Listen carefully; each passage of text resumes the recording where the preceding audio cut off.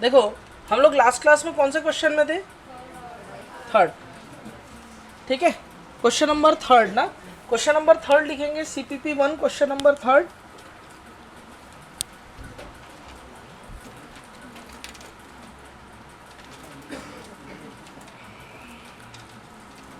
Question के लिए जगह छोड़ दिया करो, ठीक है। क्वेश्चन कॉपी में रहना चाहिए। कल को तुम CPP घुमाओगे फिर मेरे पास आओगे सर दे दो करके, मैं तब बोल दूंगा नहीं, ठीक है।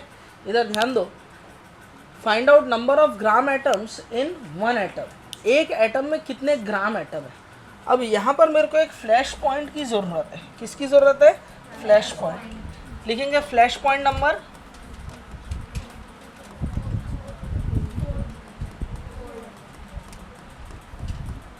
नंबर 4। सपोज लिखा है 1 ग्राम एटम, इसका मतलब होता है 1 मोल एटम। बोलो बात क्लियर है? सपोज लिखा है, मतलब ग्राम किसी चीज़ के आगे अगर फिट हो तो वो मोल को बताता है। किसको बताता है बेटा? मोल को बताता है। X ग्राम मॉलिक्यूल, इसका मतलब होता है X मोल्स ऑफ मॉलिक्यूल,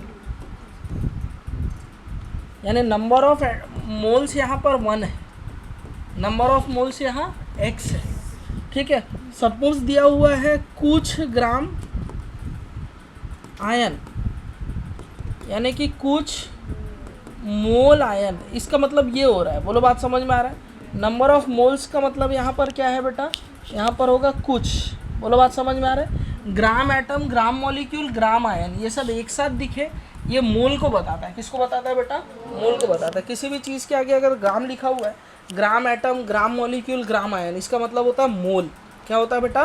मोल। जल्दी से लिख लो इसको।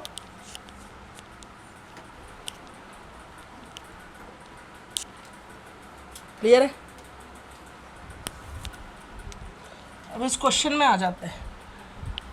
Find out number of gram atoms, यानी कि नंबर ऑफ मोल्स एटम्स पूछ रहा है in one atom. Number of atom कितना है? 1।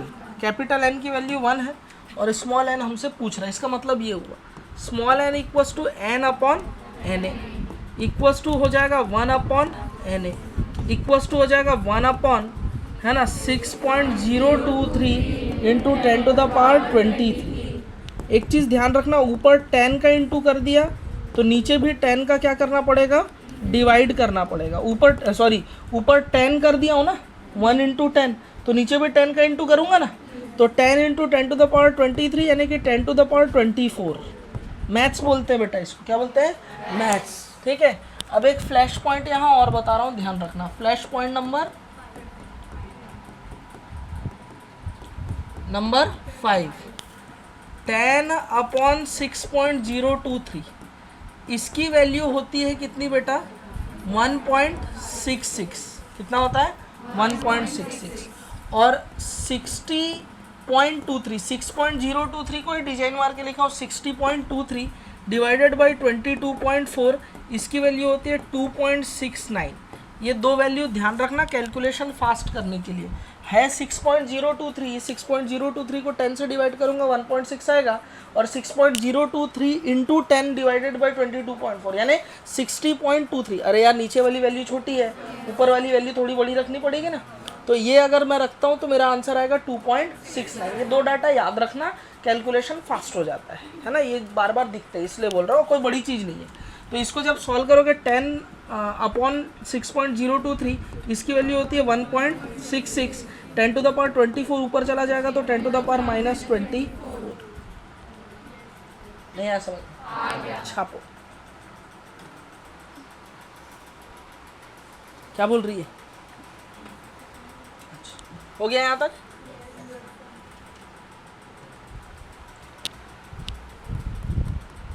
Flash point number. अब जब कॉपी रिवीजन करना होगा ना, सिर्फ ये फ्लैश पॉइंट से आपको रिवीजन करने। बोलो बात समझ में आ रहा है? अब मैं डिफाइन करने जा रहा हूँ atomic mass. Atomic mass define करूँ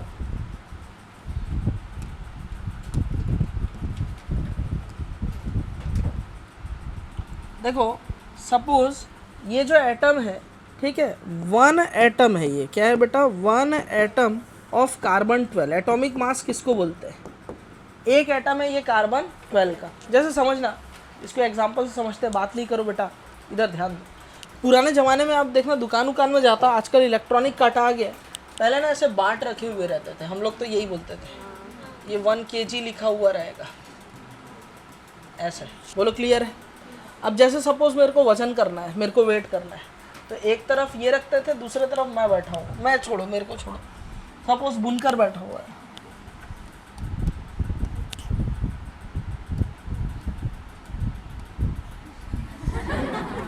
ठीक है, क्लियर है? तो नहीं, गलत बना दिया, सॉरी, बुनकर बना रहा हूँ ना मैं।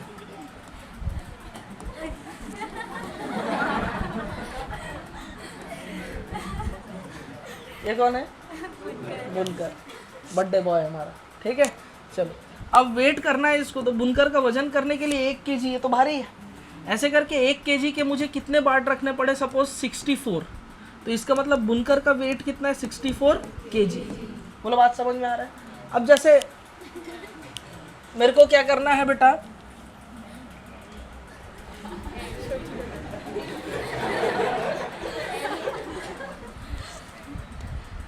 ये छोटी वाली का वजन कर रहे हैं,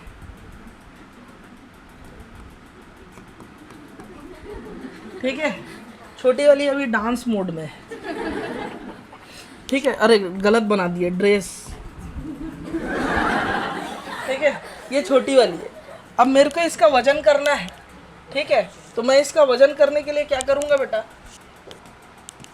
ये सपोज मैंने पैरामीटर बना दिया 1 ग्राम का, ये वेट है, ठीक है, ये मेरे को 5 ठो रखे, तो सपोज छोटी वाली का वेट कितना हो गया बेटा? 5 ग्राम। तो एक ये यूनिट रखना पड़ता है ना, पैरामीटर रखना पड़ता है, उसी की रिपीटेशन को वेट बोलते हैं। क्या बोलते हैं? वेट बोलते हैं। बोलो समझ में आ रहा है सभी को? ठीक वैसे ही एटम को वेट करने के लिए 1 kg या 1 ग्राम में तो अपन नहीं नाप सकते, वह एटम्स, आयन, मॉलिक्यूल तो इतू से होते हैं। आप समझना बेटा, छोटे चीज़ों के लिए होते हैं छोटे पैरामीटर, बड़े चीज़ों के लिए होते हैं बड़े पैरामीटर। तो देखो अपन ने क्या किया, कार्बन 12 लिया। क्या लिया बेटा? कार्बन 12। और कार्बन 12 को सबसे पहले 4 टुकड़ों में काटा। कितने टुकड़ों में? 4। और हर एक टुकड़े को मैंने 2 और टुकड़ों में बांट दिया। तो बताओ कितने हिस्से बन गए होंगे? बताओ 12 हिस्से हो गए। 1 2 3 4 5 6 7 8 9 10 11 12। बोलो हो गए नहीं हो गए? अब देखो ये जो एक टुकड़ा है, ये मेरे पास वो रेफरेंस है, वो 1 kg का रेफरेंस था, 1 ग्राम का रेफरेंस था। वैसे ये मेरे पास रेफरेंस है, ये रेफरेंस जो है ये कार्बन 12 का 1/12 हिस्सा है। बोलो है कि नहीं है? कार्बन 12 का कितना है?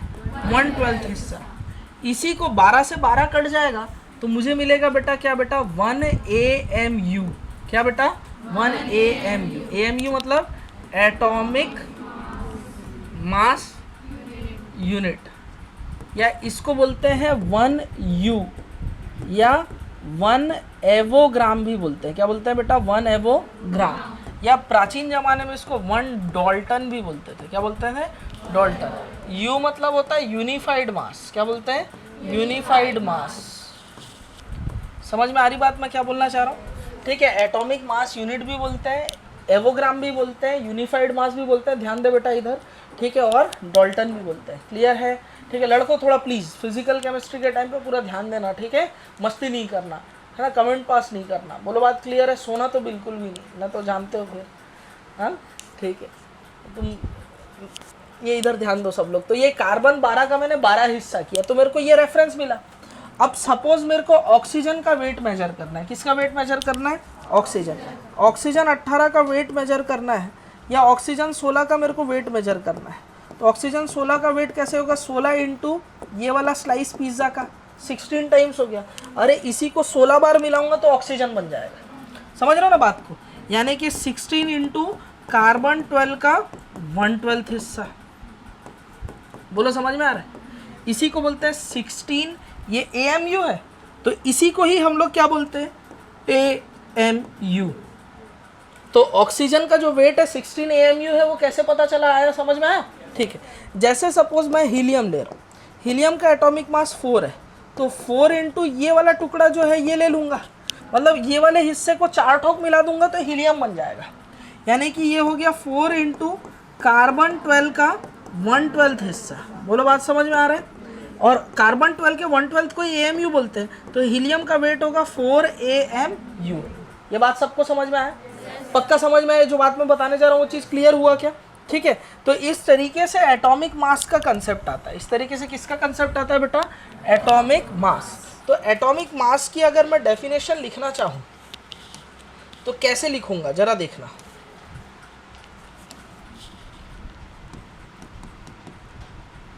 Atomic mass,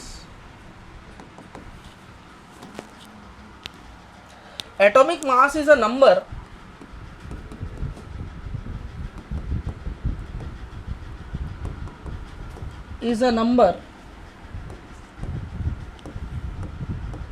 which indicates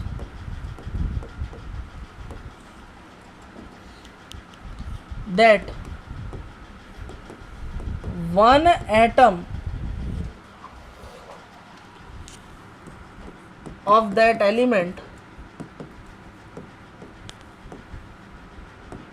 is how many, लिख मत बेटा, times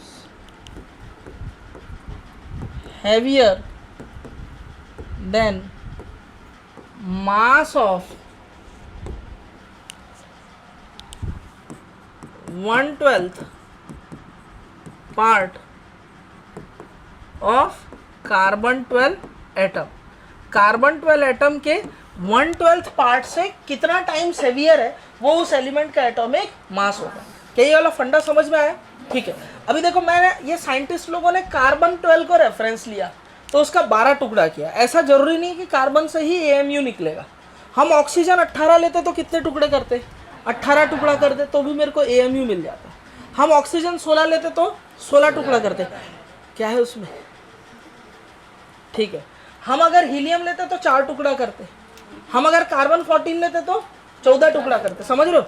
नाइट्रोजन 14 लेते तो कितने टुकड़ा करते? 14 टुकड़ा करते। तो डेफिनेशन बदल जाती।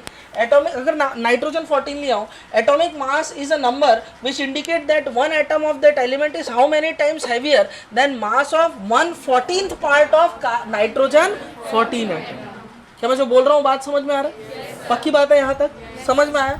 ठीक है, तो इस हिसाब से हम लोग पता करते हैं कि एटॉमिक मास क्या होता है। एटॉमिक मास वाला फंडा सबको समझ में आया क्या? ठीक है, हम लोग कार्बन 12 का 1/12 हिस्सा ले लेते हैं और उसी को ही हम लोग रेफरेंस मानते हुए देखते हैं कि ये चीज़ कितने बार रिपीट हो रहा है उस एलिमेंट के पर्टिकुलर मास के लिए। बोलो बात समझ में आ रहा है? ठीक है, लिख लो, ये कंसेप्ट लिख लो। हो गया बच्चों? देखो सपोज, ठीक है, अगर मैं नंबर ऑफ पार्टिकल्स को 1 कर दूं तो number of moles equals to हो जाएगा n/Na और n की वैल्यू 1 है तो 1/Na।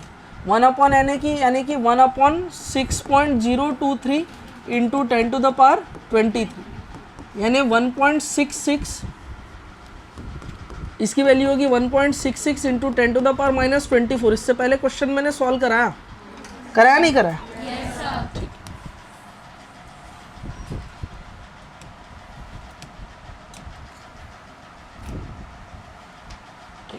गौर से देखना, इसी को ही हम लोगों ने क्या बोला था? 1/Na को ही हमने क्या बोला था?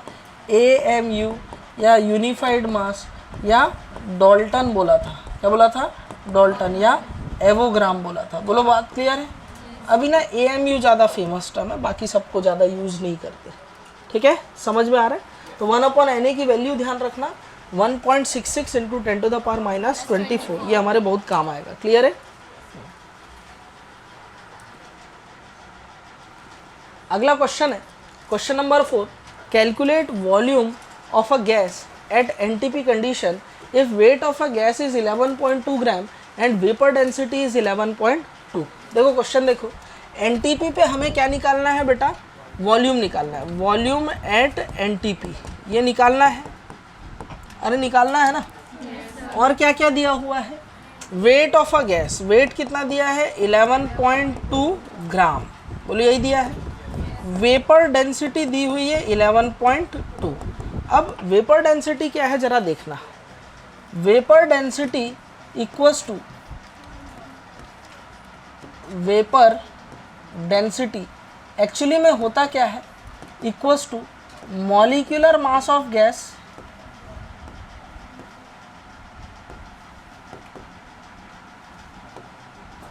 बात नहीं कर बे, अपॉन, मैं पीछे हूँगा पीट दूंगा लड़कों, सच बता रहा हूँ, ठीक है, divided by molecular mass of hydrogen gas. Clear है, ये फॉर्मूला होता है एक्चुअली, ठीक।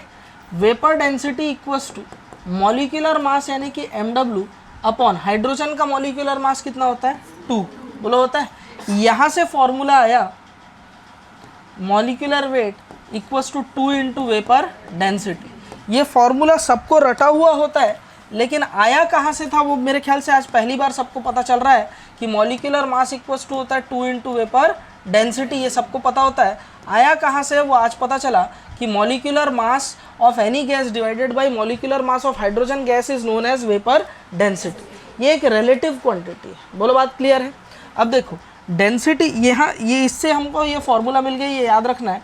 डेंसिटी ऑफ गैस ये दो तरीके का होता है, एक होता है नॉर्मल डेंसिटी बोल दो, ठीक है, ये एब्सोल्यूट क्वांटिटी है, इसको किसी से कोई लेना देना नहीं है। और दूसरा क्या होता है बेटा, वेपर डेंसिटी,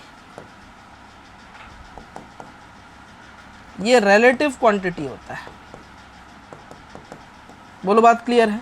डेंसिटी का फॉर्मूला होता है वेट अपॉन वॉल्यूम, और यहाँ वेपर डेंसिटी का फॉर्मूला होता है मॉलिक्यूलर वेट डिवाइडेड बाय 2, बोलो यही होता है। इसकी यूनिट होती है, क्या यूनिट होती है, वेट का यूनिट होता है ग्राम और वॉल्यूम का यूनिट होता है ml। ग्राम पर ml बोल दो या ग्राम पर सेंटीमीटर क्यूब बोल दो, एक ही मतलब है। ml को ही हम लोग सेंटीमीटर क्यूब ही बोलते हैं, बोलो बात क्लियर है। जबकि वेपर डेंसिटी आप नोटिस कर रहे हो कि मैंने क्वेश्चन में भी कोई यूनिट नहीं लिखा और यहाँ भी कोई यूनिट नहीं लिखा, क्यों? क्योंकि ऊपर भी मॉलिक्यूलर मास AMU, नीचे भी मॉलिक्यूलर मास AMU, AMU से AMU कट आउट हो गया। तो ये क्या होती है बेटा, यूनिट लेस होती है। तो वेपर डेंसिटी और डेंसिटी में फ़र्क समझ में आया। डेंसिटी बोले तो mass upon volume, vapour density बोले तो यूनिट लेस होता है, ठीक है। ये होता है मॉलिक्यूलर वेट डिवाइडेड बाय 2। लालिनी सोमत नहीं सोना, बोलो चीज़ क्लियर है। अब इस वेपर डेंसिटी से मॉलिक्यूलर वेट निकाल सकता हूँ 2 इंटू वेपर डेंसिटी, यही है। अब क्वेश्चन में देखो हमको क्या पूछ रहा है, वॉल्यूम, तो V upon 22.4 equals to given weight 11.2 upon molecular weight 2 into 11.2। 11.2 into 2 कितना होता है 22.4, से 22.4 कैंसर। ओ सर कैसे किए सर, ऐसे नीचे नीचे कटता है क्या, छल छल छल, हम तो इससे ये काटता हूँ, एक ही मतलब है। इसको यहाँ लाएंगे फिर इससे इंटू करके डिवाइड करेंगे, वही आएगा, मैथ्स बोलते हैं इसको, बोलो बात समझ में आ रहा है। एक लड़की क्लास में सो रही है, नालायक कहीं के उड़ जा बेटा। तो volume of gas at NTP कितना होगा 11.2 लीटर। बताओ आसान क्वेश्चन है कि नहीं, बताओ स्टैंडर्ड क्वेश्चन है कि नहीं। बस इसके थ्रू मुझे ये कंसेप्ट बताना था। इसको ना फ्लैश पॉइंट के नाम से लिखना। फ्लैश पॉइंट पैराडॉक्स नंबर कौन सा है ये,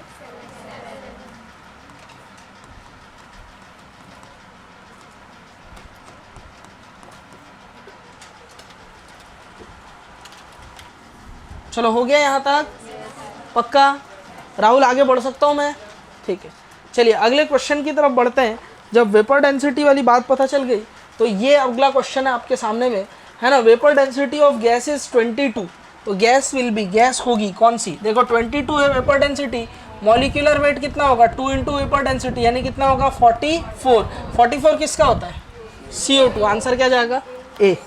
और ये किया तो आंसर CO2 का रटा हुआ रहता है 44। बच्चा स्मार्ट बनने के चक्कर में डंके की चोट पे A दे देता है। A and B both, the, none, all is well, इस टाइप के ऑप्शन रहेंगे तो सारे ऑप्शन पे आपको विचार करना है। देखो इसका एटॉमिक मास 44 AMU तो है, इसका 17 AMU है। N2O का भी निकालो, 7 दूनी 14 दूनी 28 और ऑक्सीजन का 16, कितना हुआ बताओ 44 AMU। तो आंसर जाएगा A and C both, answer जाएगा D.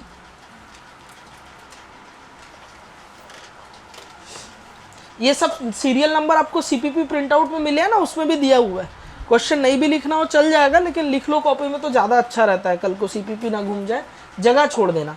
Vapour density of gas is 22, gas will be. अगला क्वेश्चन है ना, vapour density of mixture containing NO2 and N2O4 is 38.3 at 27 degree centigrade. Calculate number of moles of NO2 in 100 gram of mixture. ठीक है, question क्या है, मैं ज़रा आपको ओवरव्यू दे देता हूँ इसको। देखो, कभी भी काइनेमेटिक्स के फिजिक्स के क्वेश्चन आते हैं, हमेशा डायग्राम बनाते हो नहीं बनाते? बनाते हो ना पहले ही, पहला काम। नहीं बनाते तो बनाना चाहिए। जो दिया है उसको पहले रफली लिख लो, रोड मैप बना के। NO2 प्लस N2O4 का मिक्सचर है, बोलो है। इस मिक्सचर का वेट कितना है? 100 ग्राम। और इस मिक्सचर का वेपर डेंसिटी कितना है बताओ? 38.3। आपसे पूछा है NO2 का क्या बताना है? NO2 के मोल्स बताने, इसके नंबर ऑफ मोल्स आपको बताने हैं। या मैंने आपको ओवरव्यू दे दिया, ये क्या दिया है, क्या पूछ रहा है, इस डायग्राम में सब चीज़ें। ठीक है, अब मैं आपको दे रहा हूँ 3 मिनट का भरपूर समय, और इस 3 मिनट अभी दे रहा हूँ क्योंकि पहली बार बना रहे हो। ठीक है, बाद में ये 1 मिनट की समय सीमा होनी चाहिए। अपने दिमाग में बायोलॉजिकल क्लॉक ऐसा सेट हो कि 1 मिनट होते ही समझ में आ जाए। हो गया, छोटी वाली छुट्टी नहीं हुआ, टाइम अप हो गया। ठीक है, देखो इस क्वेश्चन को समझते हैं। देख लो, इधर देखो सब लोग, हमारे पास 2 मिक्सचर है, एक NO2 का है और दूसरा किसका है? N2O4। ये लोग मिलकर के एक मिक्सचर फॉर्म कर रहे हैं। क्या फॉर्म कर रहे हैं बेटा? मिक्सचर। बोलो कर रहे नहीं कर रहे? ठीक है ना। सबसे पहले NO2 का वेट, और इस मिक्सचर का वेट कितना है बेटा? 100 ग्राम। मैं यहाँ पर वेट लिख रहा हूँ। सपोज NO2 x ग्राम है तो N2O4, ये टोटल दोनों मिक्सचर 100 ग्राम है, तो ये कितना होगा? कोई नहीं बताएगा, पूनम बताएगी। इसका वेट कितना होगा? सही बात है बेटा, सुनाई दे दिया था, 100 माइनस x ग्राम। हाँ, अब कोई नहीं बताएगा, तू ही बताएगी।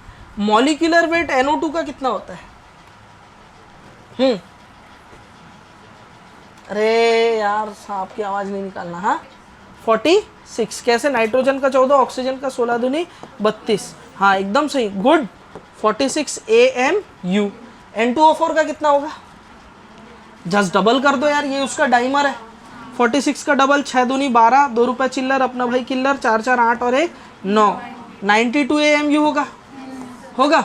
और मिक्सचर का मॉलिक्यूलर वेट क्या होगा? मिक्सचर का वेपर डेंसिटी दिया है 38.3, तो molecular weight equals to 2 into vapour density. 3 का डबल होता है 6, ये 8 8 16 का 6 और 76.6 AMU। बोले यही होगा। नंबर ऑफ मोल्स निकाल लेते हैं, given weight upon molecular wait. ठीक है, गिवन वेट कितना है? 100 minus x upon molecular wait. Given weight कितना है?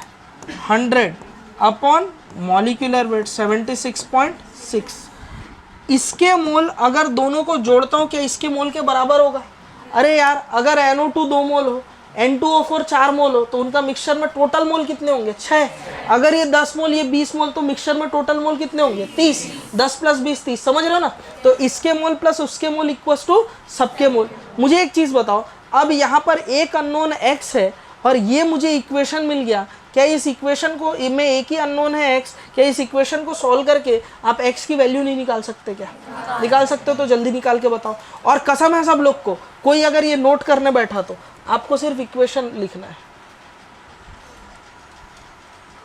क्या करना है? इक्वेशन। इसको सॉल्व करके बताओ रफ कॉपी में, कैलकुलेशन पर। अभी देखो न्यूमेरिकल, अच्छा कितने बच्चों का मैथ्स वीक है, कैलकुलेशन करते हैं गलत हो जाता है, इंटू करते हैं, चेक करने के लिए दोबारा इंटू करते हैं, पहले अगर सही भी हो दूसरे में आंसर गलत है, क्रॉस चेक करने के लिए दोबारा इंटू, कॉन्फिडेंस नहीं रहता है, ठीक है कि नहीं, और एकदम तकलीफ हो रही होती है। तो एक बढ़िया चीज़ मैं आपको बताने जा रहा हूँ, एक बुक मैं दूंगा, ज़्यादा मोटी नहीं है, उस पर पहले वर्क करना है। ठीक है, सबसे पहले लिख लेंगे NCERT मैथ्स का एक टेक्स्ट बुक है, उसमें कुछ एक्सरसाइज सॉल्व करने, क्लास 5th से शुरुआत करो, बेसिक लेवल से। ठीक है, उसके बाद अपग्रेड करना धीरे धीरे। और अगर ये भी 5th का भी नहीं हो रहा है ना तो 2 से चालू करना। क्लियर है? हाँ, नालायकों मैथ्स है, आलस आपको ज़्यादा मार जाता है, आपको करना ही नहीं है इंटू डिवाइड, ये तो सर बता ही देगा तो कैसे करें। आदत क्या लगी हुई है मोबाइल में, कैलकुलेटर। घर में मोबाइल पढ़ने टाइम इसलिए ले रहे कैलकुलेटर लगता है हमको, हम अब बड़े हो गए। क्या नीट के पेपर में कैलकुलेटर मिलेगा? कॉपी के ऊपर हाथ रखो, सबके सब रखो, सबके सब बोलो सर। कॉपी के ऊपर हाथ। हम कसम खाते हैं आज के बाद कैलकुलेशन के लिए कैलकुलेटर का इस्तेमाल नहीं करेंगे नीट तक। बोलो बात समझ में आ रहा है? क्योंकि नीट के पेपर में नहीं आपको कैलकुलेटर मिलेगा, नहीं लॉग टेबल मिलेगा, नहीं पीरियोडिक टेबल, तो हमको इन चीज़ों की आदत नहीं डालेंगे। अब देखो सॉल्व कैसे करते हैं। x upon 46 plus 100 minus x upon 92 equals to 100 upon 76.6। बोले यही है। एलसीएम लोगे 46 के टेबल में 2 बार आता है, तो ये एलसीएम 92, 46 से 92 cancel, 2x plus 100 minus x equals to 100 upon 76.6। 2x में से x किया, कितना बचा? x प्लस 100, ये हो जाएगा 100 इंटू 92 अपॉन 76.6। ये 100 से ये 100 कैंसल ना। कई लोग बोल रहे हैं हाँ होता तो है, अरे प्लस हो रहा है यहाँ पे। बोलो बात क्लियर है? मैथ्स हम शर्मिंदा है तेरे का तिल जिंदा है वाली हरकत नहीं करना। अब जल्दी से मेरे को 100 इंटू 92 करके बताऊंगा तो मेरे 92 डिवाइडेड बाई 76.6 करो। अरे ये तो कर सकते हो ना, 92 डिवाइडेड बाई 76.6 1 पॉइंट समथिंग आएगा, करके बताओ। मैं कर सकता हूँ, मेरे को थोड़ी नीड देना है। 92 किधर गया? डिवाइडेड बाई, खराब बैटरी नहीं है यार कैलकुलेटर में, बैटरी नहीं है कैलकुलेटर में।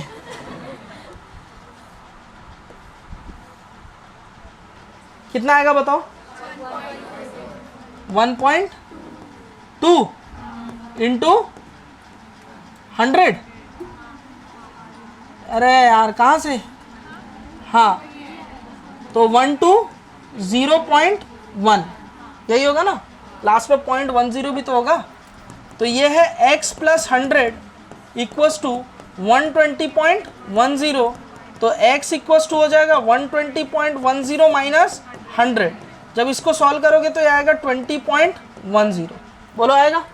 तो यहाँ मैं x की वैल्यू डायरेक्ट रख रहा हूँ, x की वैल्यू हो जाएगी 20.1। बोलो होगी? ये पूरा कैलकुलेशन उड़ा दूँ? नहीं,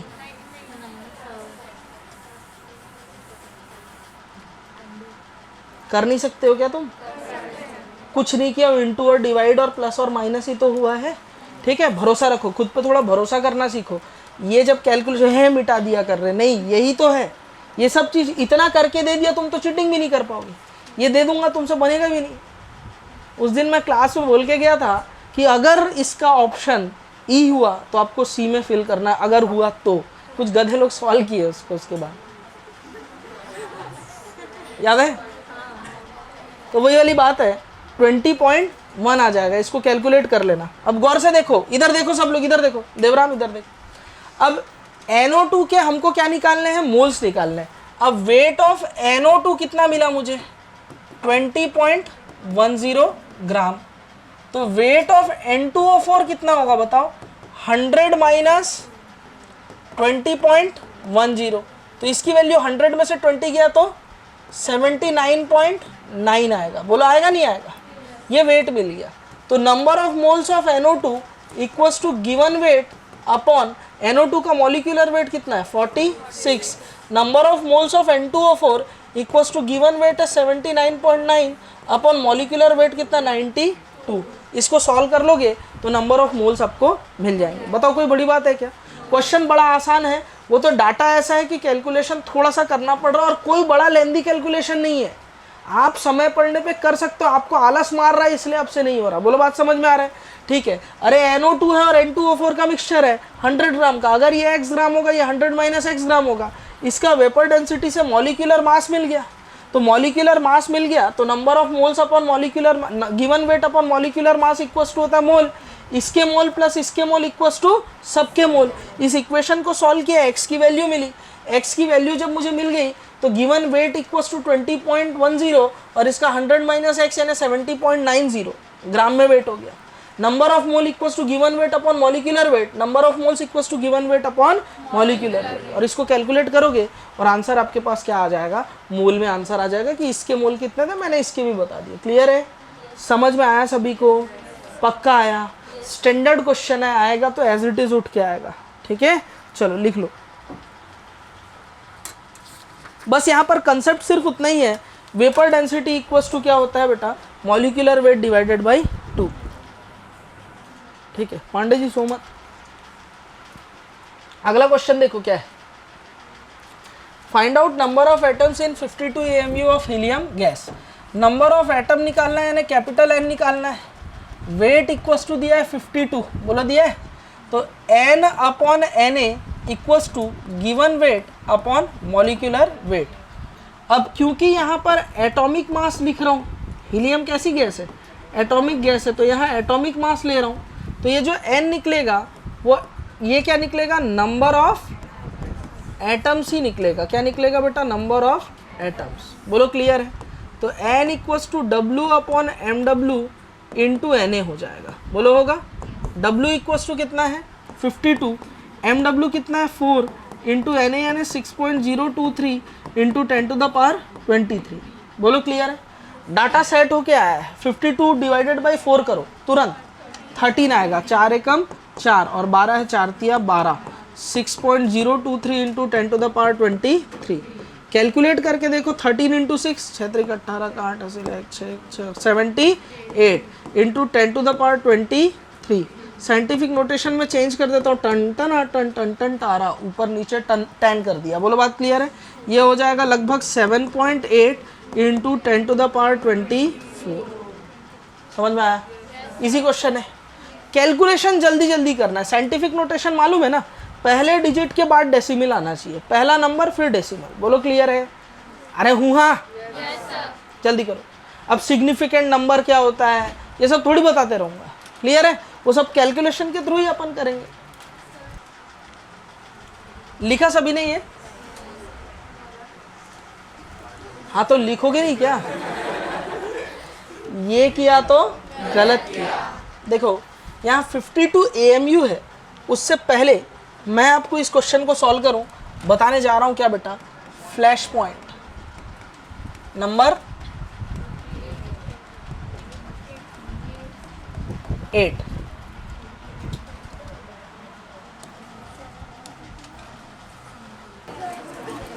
ठीक है ना, मेरा थोड़ा कमर में दर्द दे रहा था तो मैं बोला मैं अकेले क्यों करूं।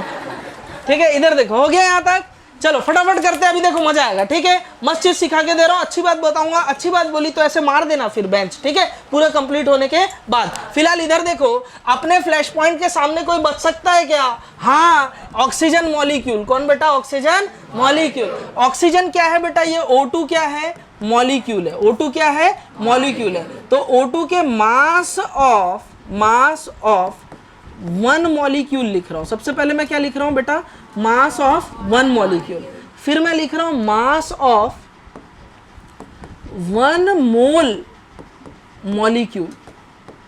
अब एक मॉलिक्यूल है यानी कि n की वैल्यू क्या है, 1 है।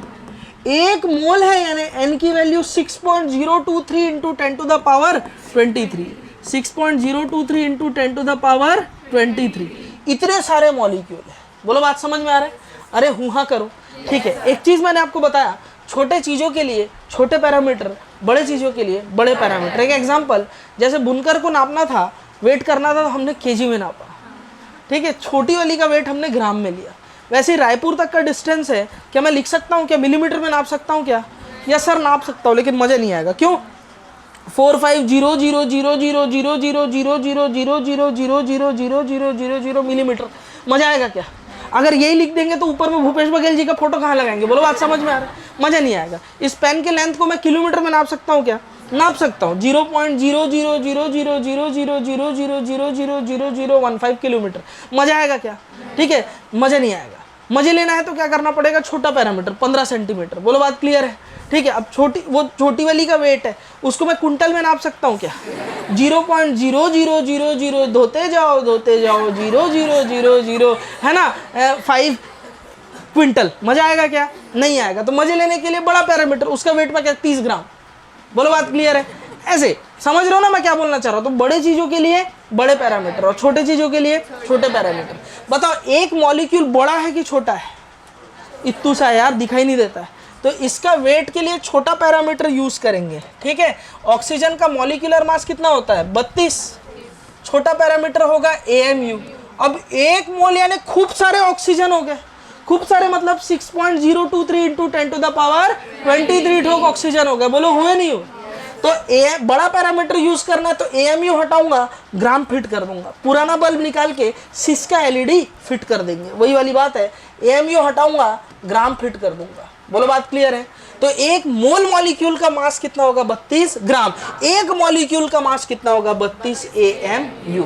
क्या नहीं है बात समझ में? अरे हुआ करो। नाखून खाने वाली लड़की कॉर्नर साइड दीवार से, इधर ध्यान देना बेटा। अगर सपोज मैं यहाँ पर हीलियम लिखता हूँ, क्या लिखता हूँ बेटा, हीलियम, तो यहाँ पर मैं लिखने जा रहा हूँ मास ऑफ 1 एटम। क्या लिख रहा हूँ, मास ऑफ 1 एटम, यानी n की वैल्यू क्या है इस बार 1 है। फिर मैं लिखने जा रहा हूँ mass of 1 mole atom, 1 mole atoms लेने जा रहा हूँ, यानी कि यहाँ पर कैपिटल N की वैल्यू कितनी है 6.023 इंटू 10⁻23। इतने सारे ठोक क्या है बेटा, हीलियम एटम्स है। हीलियम के एक एटम का मास कितना है 4, और यूनिट क्या होगा AMU, क्योंकि छोटा मोटा एटम है, ठीक है। यूनिट क्या रहेगी इसकी AMU। 1 मोल यानी खूब सारे हो गए, AMU हटाऊंगा, ग्राम फिट कर दूंगा। तो 4 ग्राम क्या हो गया हीलियम का, 1 मोल का वेट हो गया। बोलो बात क्लियर है। जागने का एक्टिंग नहीं करना है, सही में जागना है, ठीक है। जिसको बोल रहा हूँ समझ चुकी है। NH4+ की बात कर रहा हूँ, अमोनियम आयन की।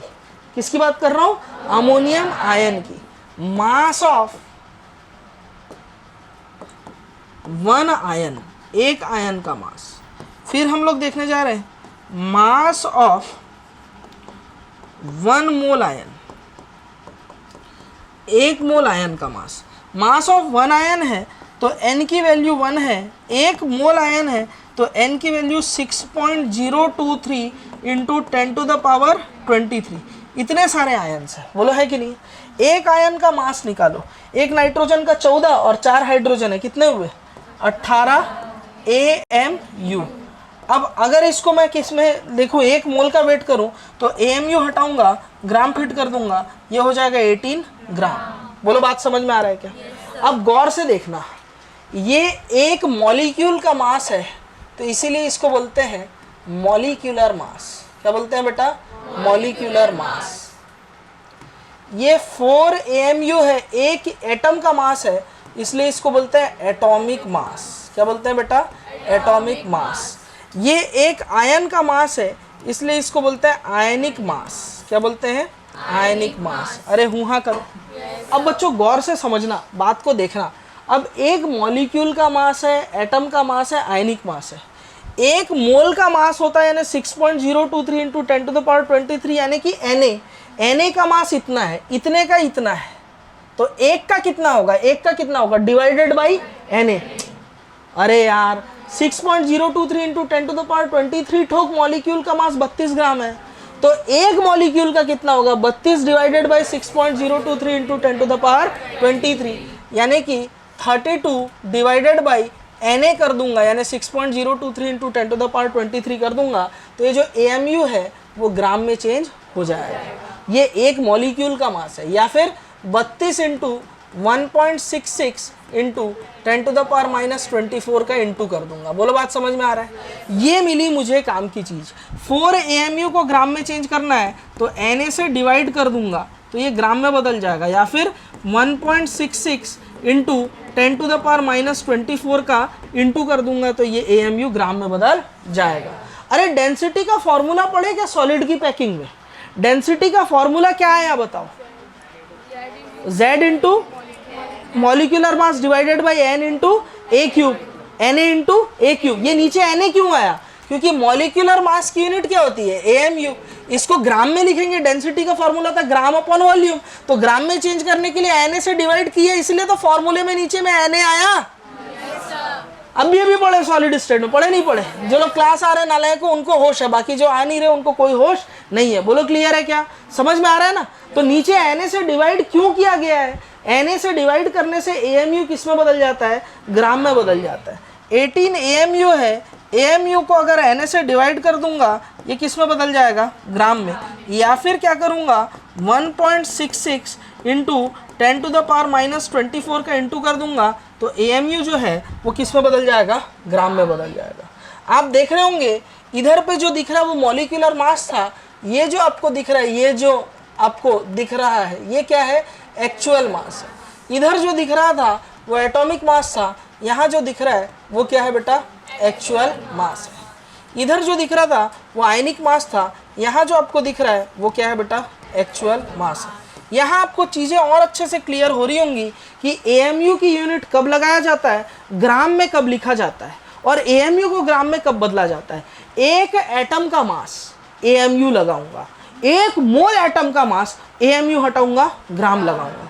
एक मॉलिक्यूल का मास AMU लगाऊंगा, एक मोल मॉलिक्यूल का मास AMU हटाऊंगा, ग्राम लगाऊंगा।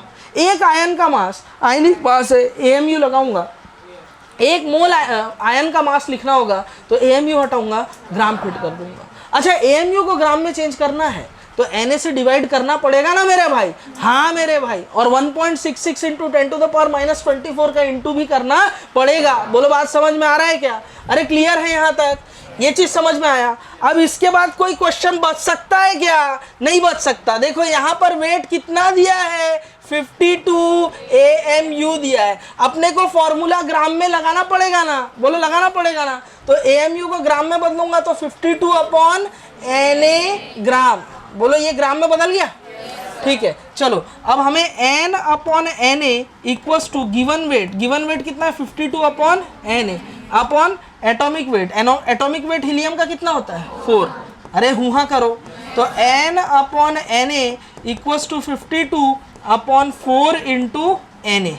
टन टन टन कैंसल हो गया, 4 से 52 कैंसल हो गया, N इक्वल्स टू आ जाएगा 13 एटम्स ऑफ हीलियम। बच्चा सोचेगा छल छल हमारा भी तो 13 था, अबे Na का इंटू भी तो था पागल आदमी, इसकी वैल्यू 7.8 इंटू 10⁻24 होती है।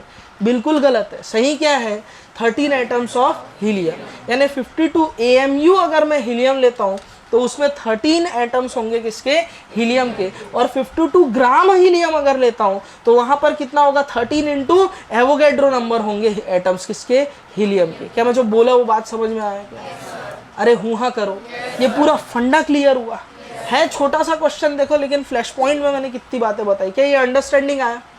पक्का आया? बताओ, सच बताओ, किसको नहीं आया? एक बार और बताओ, एक बार और बताओ, प्लीज बताओ। रैम बढ़ा, प्रोसेस, दिमाग क्लास में नहीं रहता ना, इधर उधर चल रहा होता है। ध्यान रहेगा तो समझ में आएगा। ये वाला आया कि नहीं आया? ये आया कि नहीं आया? यहाँ क्या किया हूँ? हाँ वही हुआ। क्या हुआ? क्या हुआ? वैल्यू पुट किए। कौन सा वैल्यू पुट किया बेटा? ग्राम में चेंज किए। किसको? AMU को किस में बदला? ग्राम में। AMU को ग्राम में चेंज करूंगा, कैसे करूंगा? हाँ हाँ, एवोगैड्रो नंबर से हाँ कर दिया। अब ये किस में बदल गया? ग्राम में। बदला नहीं बदला? अब ग्राम में बदल गया, फिर क्या किया, Na से Na काट दिए। क्या कर दिए? काट दिए, वो भी SP के ऑफिस में। बोलो बात समझ में आ रहा है? अरे क्लियर है क्या? क्या कर दिए? काट दिए। 4 से 52 को काटे, आंसर कितना आया? 30। बोलो समझ में आया? अब बोल। आलस बेटा, ठीक है, मैं पहले ही बोला हूं, फेज डिफरेंस अगर हो गया तो डिस्ट्रक्शन निश्चित है ना, विनाश वहां पर निश्चित है। आदि तू सोचा सर देखे नहीं होंगे, और सर देख लिए थे मेरे तरफ, उसी से वही इंटरनली मुंह फाड़ दिया आदि ना। सुना नहीं रे? आया समझ में? पक्का बोल।